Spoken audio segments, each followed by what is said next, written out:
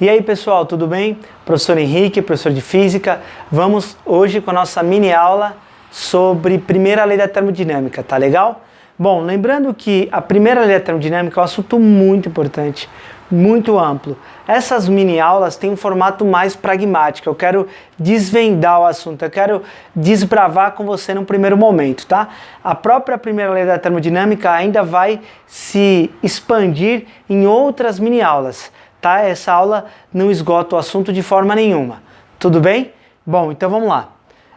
Aqui eu trouxe para você o exemplo do trabalho de um gás, mas agora para abordar outra característica nesse mesmo exemplo. Eu quero abordar a energia dentro do gás e não o trabalho realizado pelo gás. Voltando, eu dei 100 joules de calor para o gás, tá certo? E o gás, por exemplo, realizou 20 joules de trabalho. Nessa matemática tem 80 joules faltando. A gente sabe que a energia ela é igual à massa. Você nem cria nem destrói, você transforma.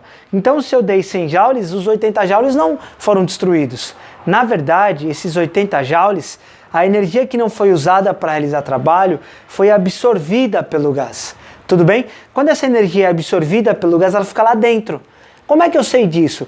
Primeiro, aumenta a temperatura do gás. Porque se o gás aumentou a agitação, essa agitação foi fruto de uma energia que veio de algum lugar. Não é isso? Você lembra que a agitação das moléculas é medida através da temperatura do gás? Legal. Outra coisa que a gente pode perceber é através do aumento da energia cinética do gás. Tá bom? Então, legal. Ó, vamos dar uma olhadinha aqui, a energia interna de um gás. Então, a energia interna de um gás eu vou chamar de U, e é 3/2 de N vezes R vezes T. Aí você diz, eita professora, já vi essa fórmula em algum lugar. Viu sim, essa é a fórmula da energia cinética do gás. Por quê? Porque a energia cinética do gás serve para descobrir a energia interna de um gás. Então a gente diz que toda a energia do gás foi absorvida na forma de energia cinética. Porque a gente está falando de qual gás? Do gás ideal. Especialmente de um gás ideal monoatômico. Tá legal? Então presta atenção no seguinte, ó. A energia interna do gás vai ser absorvida e vai estar expressa, vai ser observada através da agitação, vibração e rotação das moléculas. Legal? Uma coisa importante, eu quero que você entenda, porque os exercícios cobram muito, como é que a gente percebe a variação da energia interna.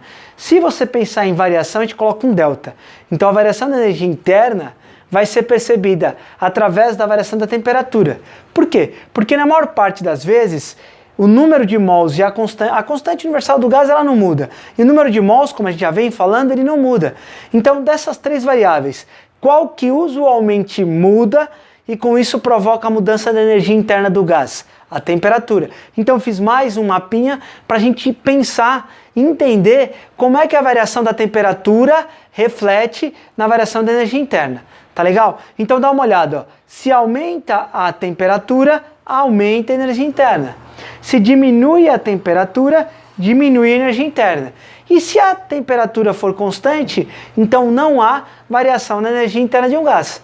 Tá legal? Então vamos agora para a primeira lei da termodinâmica. A primeira lei da termodinâmica, ela tem duas expressões mais usuais. Eu particularmente gosto mais dessa daqui, tá bom? Então pense o seguinte, já vou falar dela. Todo o calor que a gente der para um gás vai virar o quê? Ou energia interna do gás ou trabalho. Então quer dizer que se eu dei 100 joules e 20 joules viraram trabalho, 80 joules foram absorvidos pelo gás. Viraram o quê? Energia interna do gás. Tudo bem? Uma outra forma de falar da primeira lei da termodinâmica é dizer que a energia interna de um gás é a subtração do calor que ele recebeu e o trabalho, ou seja, a energia interna de um gás é o calor que ele recebeu menos o trabalho que ele realizou. Tudo bem? Então fechamos aí o começo da primeira lei da termodinâmica. Valeu!